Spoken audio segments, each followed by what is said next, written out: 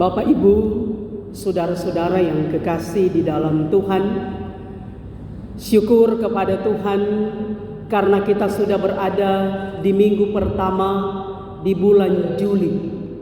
Itu berarti sudah separuh perjalanan kita di tahun 2022. Tinggal separuh atau setengah lagi perjalanan kita di tahun yang sementara kita jalani ini, yang selalu menjadi keyakinan bahwa setiap tahun itu adalah tahun rahmat Tuhan, tahun berkat Tuhan. Kita bersyukur karena Tuhan masih memberikan kesempatan bagi kita menikmati hidup, bahkan masih diberikan kesehatan, kekuatan oleh Tuhan. Tadi pagi kalau ada Bapak Ibu saudara-saudara yang merasa ada gempa bumi, ada tanah goyang sekitar jam 9 atau jam 10. Bahkan di Aceh lebih besar lagi goncangannya. Kalau di Manado tidak terlalu, tapi kalau orang duduk diam pasti rasa bahwa memang ada gempa bumi. Nah, saudara-saudara, peristiwa alam yang terjadi, yang kita alami, itu semua ada dalam kendali Tuhan. Sebab kita yakin bahwa rotasi bumi berputar pada porosnya, ada siang, ada malam, ada dua musim bagi kita di Indonesia ini, ada hujan, ada kemarau, itu semua ada dalam kedaulatan Tuhan. Bahkan kita yakin hidup kita pun itu semua ada dalam otoritas Tuhan, bahwa Tuhan yang berkuasa di atas segala-galanya. Karena itu kita bersyukur ketika boleh menikmati lagi bulan yang baru, minggu pertama di bulan Juli ini. Nah, saudara-saudara yang kekasih, perenungan kita minggu pertama ini dalam kitab Timotius, di mana kitab Timotius ini adalah tulisan dari Rasul Paulus atau surat Paulus kepada Timotius yang disebut dengan surat pastoral atau surat penggembalaan. Dan tulisan Paulus ini bukan saja secara personal, privasi kepada Timotius, tapi juga diperuntukkan kepada jemaat yang saat itu sementara dilayani oleh Timotius, yaitu jemaat Efesus. Nah, Rasul Paulus dia kenal Timotius, dia tahu karakter Timotius. Timotius anak muda, masih belia, masih muda, tapi dia memberi hidupnya untuk Tuhan, melayani Tuhan. Padahal tantangan gereja mula-mula pada waktu itu sangat luar biasa. Tapi pemberian diri dari Timotius juga luar biasa. Sebab karakter Timotius itu telah dibentuk dari keluarga. Ibunya Eunike dan neneknya Lois, mereka telah meletakkan fondasi dasar spiritual yang kuat bagi Timotius, sehingga Timotius yang muda mencintai Tuhan, mencintai pelayanan. Karena itu Rasul Paulus terus menguatkan Timotius agar supaya dia melayani dengan sungguh-sungguh walaupun tantangan berat. Bahkan Timotius dia menasehati Paulus menasehati Timotius, maksudnya agar supaya walaupun Timotius masih muda, tapi dia harus jadi teladan dalam perkataan, dalam tingkah laku, dalam perbuatan, supaya biar dia masih muda orang tidak mempermudah atau orang tidak pandang enteng kepada Timotius karena teladan hidup yang ia berikan. Nah, saudara-saudara yang kekasih, pertama Timotius pasal 1 ini ada nasihat yang diberikan oleh Paulus kepada Timotius, bahwa ada pekerjaan, ada tugas yang harus dilakukan oleh Timotius, di mana Timotius dia harus menasehati para pengajar sesat atau guru-guru palsu yang mengajarkan ajaran yang tidak sehat, ajaran sesat yang hanya mengacaukan iman jemaat. Sebab para guru-guru palsu atau pengajar sesat ini, mereka menganggap bahwa mereka mahir dalam soal hukum Taurat. Padahal saudara, itu hanya tameng saja, itu hanya topeng belaka bahwa mereka mahir. Tetapi sebenarnya mereka jauh dari hukum Taurat. Mereka tidak melakukan kehendak hukum Taurat. Mereka menyombongkan diri, mereka mengejar prestis, gengsi diri mereka, supaya orang melihat bahwa mereka suci, mereka kudus. Padahal sebenarnya hidup mereka tidak demikian. Karena itu Rasul Paulus dia nasihatkan kepada Timotius, nasihati guru-guru palsu ini supaya mereka berhenti mengajarkan ajaran yang sesat, ajaran yang tidak sehat. Sebab Paulus dia katakan, nasihat itu sebenarnya, ayatnya yang kelima, tujuan nasihat itu ialah kasih yang timbul dari hati yang suci, dari hati nurani yang murni, dan dari iman yang tulus ikhlas. Orang kalau menasehati itu lahir dari hati nurani. Orang memberi petua, orang memberi pengajaran, orang menegur orang lain, itu berdasarkan hati yang suci, yang murni, yang tulus. Tapi para pengajar palsu ini tidak demikian. Justru apa yang mereka ajarkan bukan berdasarkan hati nurani, bahkan tidak berdasarkan kehendak firman Tuhan. Karena itu tugas Timotius menasehati, menegur mereka. Di samping itu Timotius harus jadi teladan.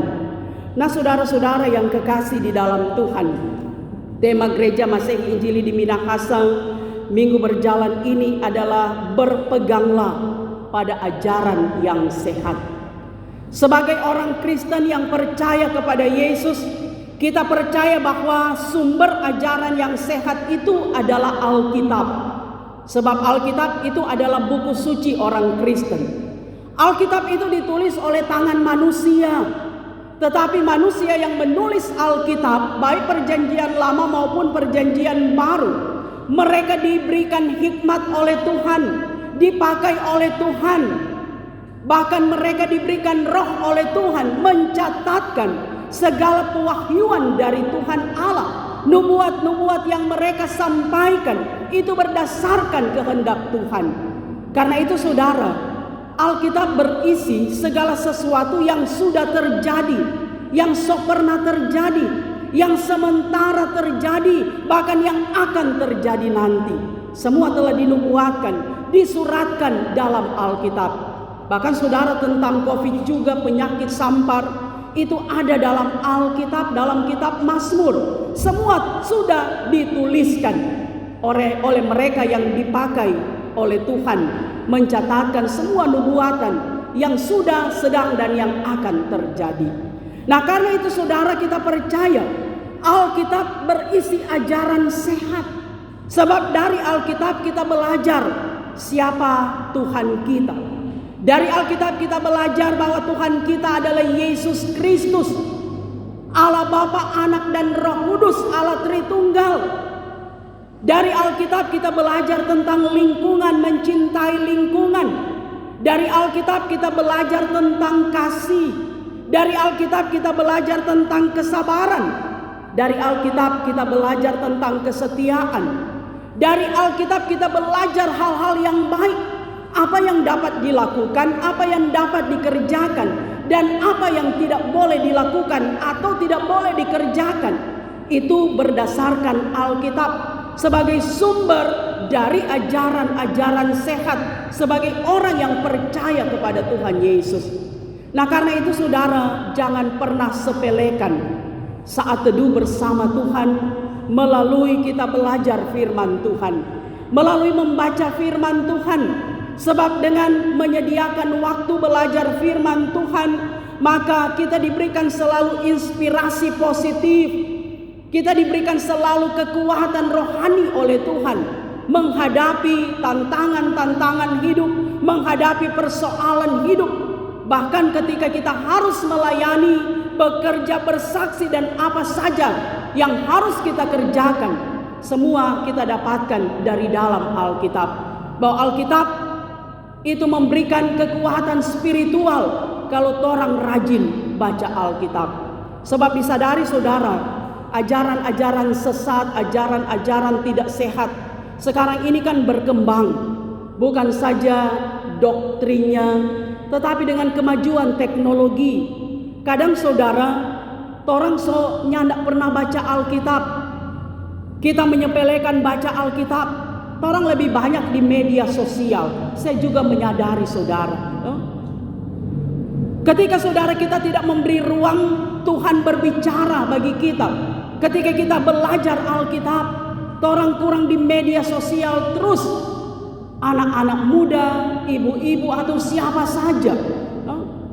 Namun saudara, firman Tuhan terus mengingatkan kita bahwa ketika kita membuka ruang hati kita, pikiran kita diisi dengan kekuatan spiritual melalui firman Tuhan yang terus mengajarkan kita melakukan apa yang baik, maka kita yakin pertumbuhan iman kita semakin hebat, mantap, dan kita akan mampu menghadapi setiap persoalan-persoalan hidup.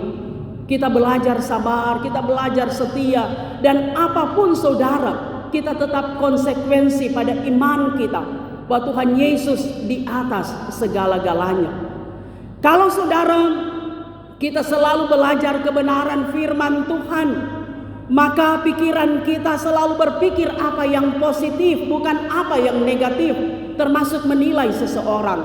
Sebab kalau orang sudah belajar firman Tuhan, biar tuh orang itu, teman kita, saudara kita, tidak berbuat yang tidak baik terhadap kita, tapi karena tidak ada lagi siraman firman Tuhan, maka orang pikiran kurang negatif terus terhadap seseorang, bahkan segala sesuatu.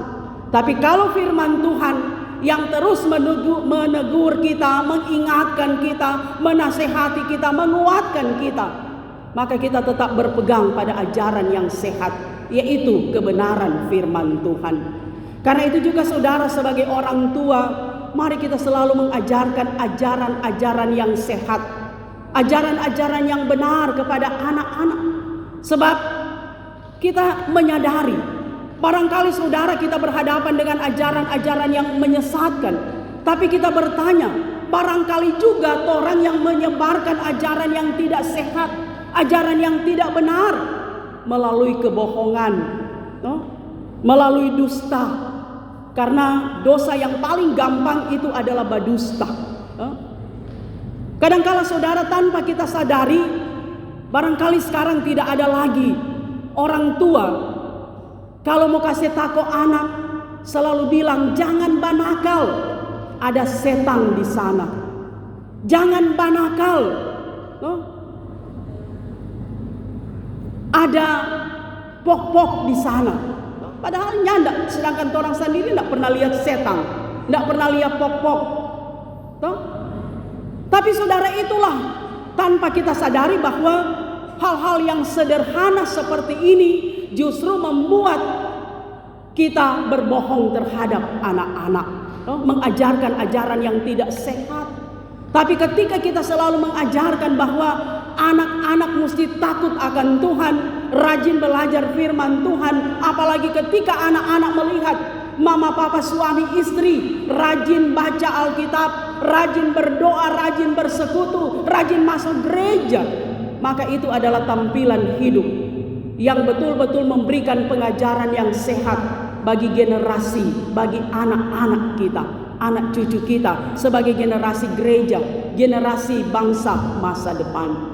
Nah, karena itu saudara yang kekasih, kita bukan saja ditantang dengan ajaran-ajaran yang tidak sehat di zaman digital seperti saat ini, tapi mari kita mengoreksi kehidupan kita.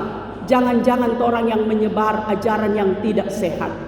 Seperti yang saya katakan tadi, ketika orang berdusta, hoax, ketika ada dusta di antara kita, itu adalah pengajaran yang sesat. Ketika kita penuh dengan amarah, ketika masih ada sifat-sifat yang tidak jujur, ketika kita tidak setia dan kurang sabar, itu kita menebar pesona yang tidak sehat, ajaran yang menyesatkan.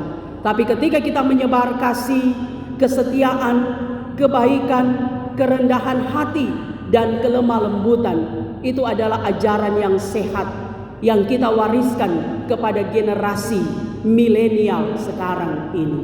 Nah, karena itu saudara yang kekasih, saya yakin orang selalu ingin hidup sehat.